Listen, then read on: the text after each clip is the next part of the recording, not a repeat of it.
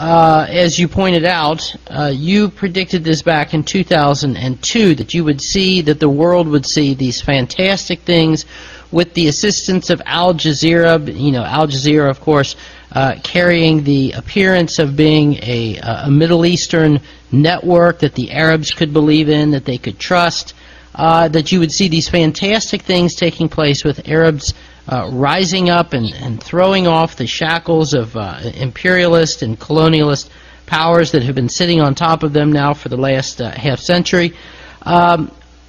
It has been my contention from the very beginning that this was just an extension of Israel's bigger plans for the Middle East, that these were not real revolutions that were taking place. But I'm sure that you will do a much better job explaining this to our listeners than I would. So if you would please, Imran, take it from there. Well, I think you're right, Glenn, in your analysis that the revolutions are intended to facilitate Israeli agenda of eventual world domination. How will this take place? I gave that speech in 2002 anticipating an American attack on Iraq, which did take place in 2003, I believe. And I thought that the Arab Spring would have taken place in 2003. I was wrong. And I thought that the first country that would fall would be Jordan. And I was wrong. And I'm so happy, Glenn, to be wrong sometimes. Okay. I'm so happy to be wrong sometimes. It keeps my feet on the sand, on the dirt, on the dust. Yeah. But the analysis was that Israel wants to provoke these revolutions out of a sense of utter Arab frustration at oppression, utter Arab frustration at the persecution of Muslims, war on the religion, so that these revolutions, these uprisings would result in Islamic forces emerging in leadership position. So that the secular nationalist Arab leadership would be swept away. That secular nationalist Arab leadership, from the time of Jamal Abdel Nasser in Egypt and Mohammed Mossadegh in Iran and so on, and Ahmad Sukarno in Indonesia, Muhammad Ali Jinnah in Pakistan, that secular nationalist leadership had a very important role to play in the plan, and it played that role successfully. It was no longer needed. In the same way, we don't need paper currencies anymore. Paper currencies have performed the job that they were designed to perform, and they don't need them anymore. And so paper currencies are now going to disappear to be replaced with electronic money, which is, of course, the equivalent of a financial Guantanamo. Similarly, the secular nationalist leadership of the Arab world is no longer needed. What's his name? Hosni Mubarak has done his dirty work for us. We don't need him anymore. What we need now is Islamic leadership, or so-called Islamic leadership, so that the world would see Muslims in the name of Islam ruling over Egypt, for example, an Islamic government in Egypt. How will Israel benefit from an Islamic government in Egypt, which of course is around the corner? Elections have already taken place, and the Islamic parties have won the elections outright.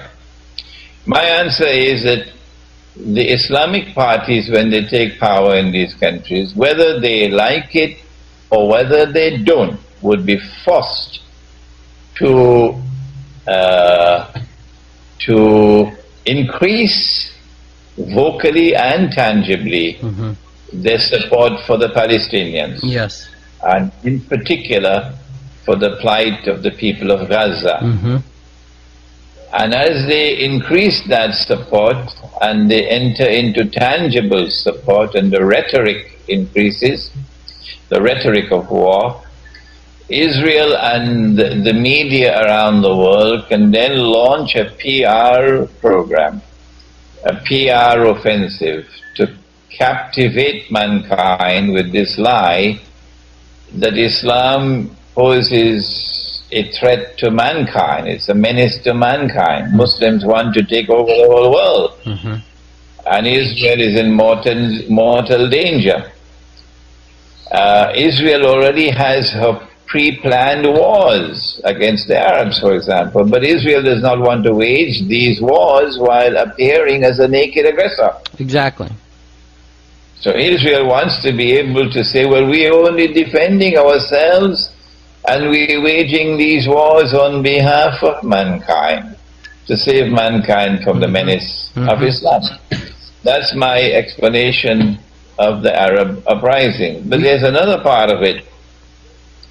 There's another part of it, and that is that, and I am actually mentioning this for the first time in your program, Glenn, that Islamic political theory is one which recognizes divine sovereignty over the state. Western political theory, the modern state, has rejected divine sovereignty. Sovereignty now lies with the people. And the modern constitution around the world recognizes sovereignty of the state residing with the people. And that supreme authority and supreme law resides with Parliament, not with God and His Prophet. And these Islamic parties in the Arab world and elsewhere are monstrously misguided, pathetically misguided, and finally sorrowfully misguided, that they do not have an understanding of Western political theory. And they foolishly, Glenn, I'm sorry to be using this harsh language, but the walls are falling down, Glenn. The fire is consuming the house. I have to use the language now. They very foolishly take an Islamic movement and transform it into a political party with slogans and with party symbols, and then fight elections. Elections in which the population is recognized to be a conglomeration of individuals. No, God didn't create us as individuals. No, He has more wisdom than that. The divine wisdom never created us as a world of individuals. No. Divine wisdom created us as a world of nations and tribes. And once we were nations and tribes, there was more cohesiveness in society. Today, society is falling apart. We are living in a world that is disintegrating socially. And the political system is one in which the unit of the state would not be the individual. No. The unit of the state is the nation of the tribe. The nation of the tribe conducts its consultations within the tribe in a very refined way, in which age and maturity and wisdom and experience have precedence over youth and over inexperience.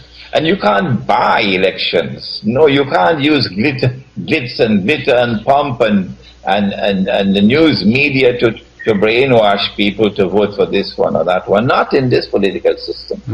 And so the nation and the tribe and the clan will hold its own internal consultations on matters pertaining to political leadership.